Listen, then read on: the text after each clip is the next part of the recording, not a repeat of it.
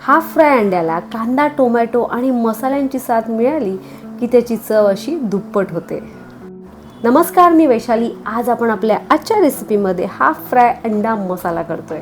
ही अगदी झटपट होणारी रेसिपी आहे, त्यामुळे काय करायचं, लागेल तितकं सर्व साहित्य अगदी असं बारीक चिरून ठेवायचं. त्यामुळेच आपल्याला लागतील तेवढे झटपट हाफ अंडा फ्राय करून उरलेल्या तेलात मसाला करता येतो. पाहूया हाफ फ्राय अंडा मसाला करण्यासाठी लागणारं सर्व साहित्य. अंडी, बारीक चिरलेला कांदा, टोमॅटो आपण किसून घेतला आहे, तुम्ही अगदी बारीक चिरूनही घेऊ शकता. अद्रक लसूणची पेस्ट, स्वच्छ धुवून बारीक चिरलेली कोथिंबीर आणि त्याचबरोबर कमी तिखट हिरवी मिरची, पाती सकट बारीक चिरलेली हिरवी लसूण, हळद, लाल मिरची पावडर, धणे जिरे पावडर आणि त्याचबरोबर गरम मसाला. हाफ फ्राय अंडा मसाला करण्यासाठी नॉनस्टिक किंवा लोखंडी तव्याचा वापर करायचा. बरं, आता हा मीडियम फ्लेमवर छान गरम करून घ्यायचा. लागेल तितकं तेल, तुम्हाला बटर पाहिजे असेल तर या तेलामध्ये तुम्ही थोडंसं बटरही घालू शकता. घातलेलं तेल गरम झाल्यावर तव्यावर छान सगळीकडे पसरवून घ्यायचं आणि मग त्यावर असं अंड फोडायचं. तुम्ही अंड फोडून झाल्यावरही पॅन किंवा तव्यावर असं तेल पसरवू. पिवळा बलक न फुटता राहील याची मात्र काळजी घ्यायची. मीठ घालायचं. गॅसची फ्लेम मात्र मीडियमच ठेवायची, कारण मध्यम आचेवरच अंड्याचा पांढरा भाग हळूहळू शिजतो आणि वरचा बलक ओलसर व मऊच राहतो. आता यावर लागेल तितकी मिरची पावडर घालायची आणि त्याचबरोबर बारीक चिरलेली कोथिंबीर. अंड हळू शिजवल्यामुळे पिवळा भाग म्हणजेच बलक फुटत नाही, त्यामुळेच तो सुंदर दिसतो आणि सनी साइड अप लुकही मिळतो. आहा, मस्त. अजिबात घाई न करता असं हळुवारपणे प्लेटवर काढून घ्यायचं.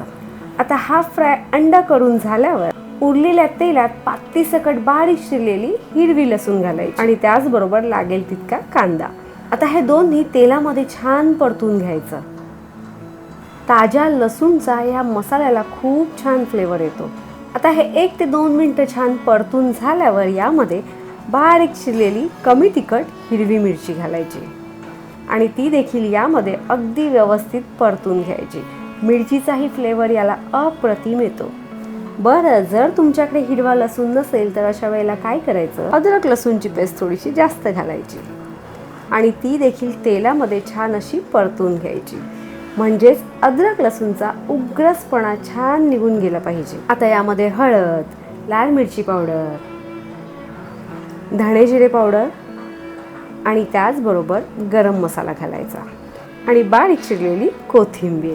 लक्षात ठेवा, मसाले घालताना मात्र गॅसची फ्लेम लो करायची आणि हे सर्व मसाले अगदी व्यवस्थित असे परतून घ्यायचे आणि त्यानंतर बारीक चिरलेला टोमॅटो किंवा असा किसलेला टोमॅटो घालायचा. आता घातलेला टोमॅटोही व्यवस्थित परतून घ्यायचा. टोमॅटो किसल्यामुळे काय होतं, तो शिजायला जास्त वेळ लागत नाही, तो पटकन मिसळतो. आता आपल्याला याची ग्रेव्ही करायची आहे, म्हणून थोडंसं पाणी घालायचं आणि घातलेलं पाणी अगदी व्यवस्थित असं मिक्स करून घ्यायचं.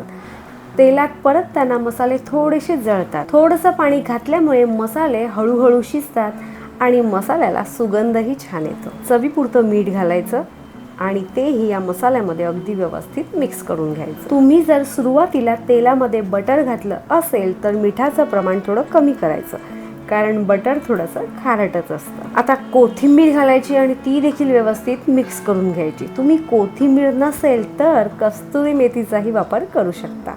आता स्मॅशरने सर्व मसाला असा व्यवस्थित एकजीव करून घ्यायचा, त्यामुळे मसाला मऊ होतो आणि ग्रेव्हीचं टेक्स्चर छान दिसतं.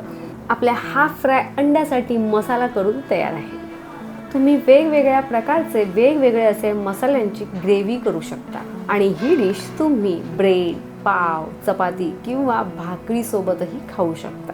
तुम्ही या व्यतिरिक्त इतर कोणत्या पद्धतीने ही रेसिपी करत असाल तर तुमची रेसिपी मला कमेंटमध्ये नक्की शेअर करा. नेहमीप्रमाणेच वेळ झाली आता निरोपाची. तुम्हाला जर आपली आजची रेसिपी आवडली असेल तर आपल्या रेसिपीला लाईक करा, बेलचं बटनही दाबा आणि जास्तीत जास्त शेअर करा. चॅनलला सबस्क्राईब करा, नवीन येणाऱ्या प्रत्येक रेसिपीला हाईप करा आणि ज्याप्रमाणे तुम्ही सर्व रेसिपीज पाहता त्याचप्रमाणे पाहत राहा. पाहता पाहता करतही राहा.